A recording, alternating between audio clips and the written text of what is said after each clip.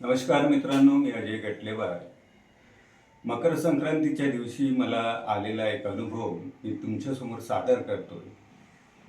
मधमाशांनी बदमाशाचं चुंबन घ्यावं, मधमाशांनी माझ्यासारख्या बदमाशाचं चुंबन घ्यावं, इतकी गोड मकर संक्रांती आज माझ्या वाट्याला आहे. कशी ते लिहित आहे, संपूर्ण सत्य घटना आहे.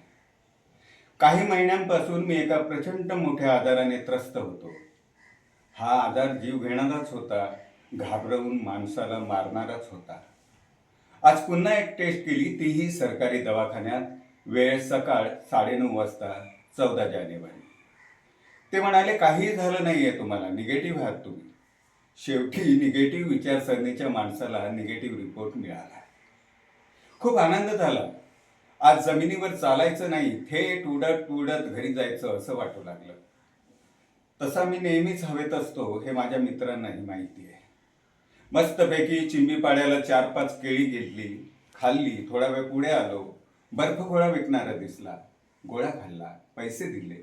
मी म्हणालो, थांब अजून थोडा, जोपर्यंत माझं मन भरत नाही.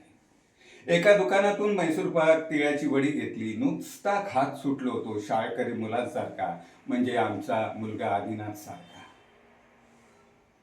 झाडाच्या फांदीला हलवून बोरं खाल्ली, घरात दडवून ठेवलेली पपई खाल्ली.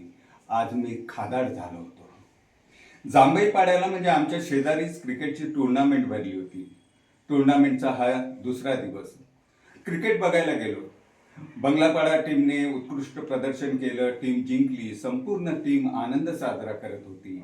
मीही माझ्या आनंदात होतो. कुठेतरी मीही जिंकलो होतो, क्रिकेटमध्ये नव्हे तर आजारातून.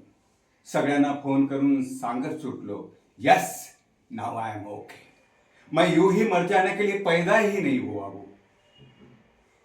फोनवर बोलत बोलत मी लाखीवली गावाच्या दिशेने निघालो. अचानक माझ्या आनंदाला नजर लागलीच. त्यांना माझा आनंद, माझं खळखळून हसणं आवडलं नसणार. त्या थेट माझ्या अंगावर धावून आल्या. जंगली भाग, जिथे माझं कोणीही ओळखीचं नाही, ज्याला मदत मागावी असा दूर कोणी दिसतही नाही, अशा वेळी झालेला हा हल्ला. एका मधमाशाच्या टोळीने केलेला हल्ला. वेळ सकाळ 10:30 वाजता, दिनांक 14 जानेवारी. जवळजवळ 100 ते 200 मधमाशा मला चावू लागल्या. कुणी केसांच्या आत, कुणी चेहऱ्यावर, कुणी हाताला, पाठीवर, पायावर, जिथे जागा मिळेल तिथे ते चावत सुटल्या. रस्त्यातून येणाऱ्या जाणाऱ्यांना मी मदत मागत होतो, पण सगळे माझ्यापासून दूर पळायला लागले. तसे यापूर्वी बरेच लोक पळायचे मला बघून. अर्धा किलोमीटर मी धावत होतो प्रचंड वेगाने. मधमाशाही माझ्याच वेगाने धावत होत्या, कारण त्यांना मला चावायचं होतं.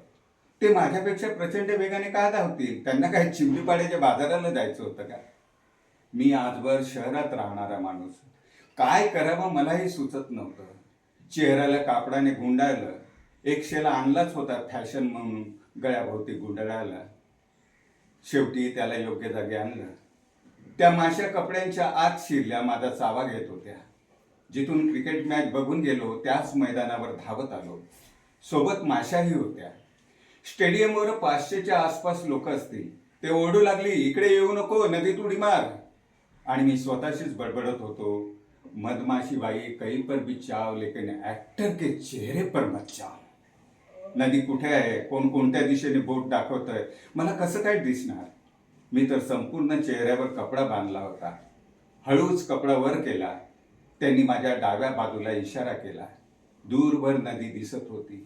होती जवळच, पण ती या प्रसंगी मला दूरवर भासत होती. डायरेक्ट नदीत उडी मारली, डुबकी लावली आणि बाहेर आलो. ज्या चिकटल्या होत्या त्या मेल्या, आणि ज्या मतलबी होत्या त्या निघून गेल्या. प्रेम असंच असतं. काही लोकांनी मला रिक्षात बसवून हॉस्पिटलमध्ये आणलं. वेळ सकाळच 11:30 वाजता, 14 जानेवारी. परत तोच दवाखाना. केस पेपर काढणाऱ्या म्हणाल्या, आत्ताच तर गेल्या, अजून पुन्हा काय झालं तुम्हाला? नर्सेस पण तेच विचारत होत्या. मी परमनंट पेशंट झालो होतो त्या हॉस्पिटलसाठी गेल्या 2 महिन्यांपासून. कभी भी आओ, कभी भी जाओ. डॉक्टरांनी लगेच आत बोलावलं. 3 इंजेक्शन घ्यायला सांगितली, गोळ्या लिहून दिल्या. इंजेक्शन देताना सिस्टर म्हणाली, खूप चावलं होतं मला त्यांनी. जवळजवळ 50 माश्या चावल्या. त्यांची पांढरी दातं सुयांसारखी शरीरात खुपसली होती. मी एक एक करून ती बाहेर काढली. आग्यामोह होता तो. हळूच माझा हात माझ्या ओठांवर गेला. त्यांनी माझ्या ओठांनाही चावलं होतं. कदाचित त्यांना त्यांच्यापेक्षाही मी गोड वाटलो असेल, तिळगुळापेक्षाही. किंवा त्यांना मला सांगायचं असेल माझ्या ओठांना चावून चावून, आता तरी लोकांशी गोड गोड बोल रे भडव्या, लोकांशी प्रेमाने वाग रे भडव्या. जरी ते नाटकी असतील तरीही. अरे तुझ्या वर्गातली मुलं वरच्या वर्गात गेली, तू किती वर्ष एटीकिटी घेत राहणार? बाहेर सर्वांना मी किती मोठा आहे मिरवत राहणार आणि चार भिंतीयात स्वतःशी रडत राहणार.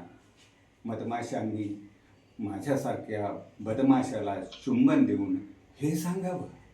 तुम्हाला मकर संक्रांतीच्या खूप खूप शुभेच्छा. खुश राहा, आनंदी राहा. आपला अजय शकुंतला वासुदेव. धन्यवाद.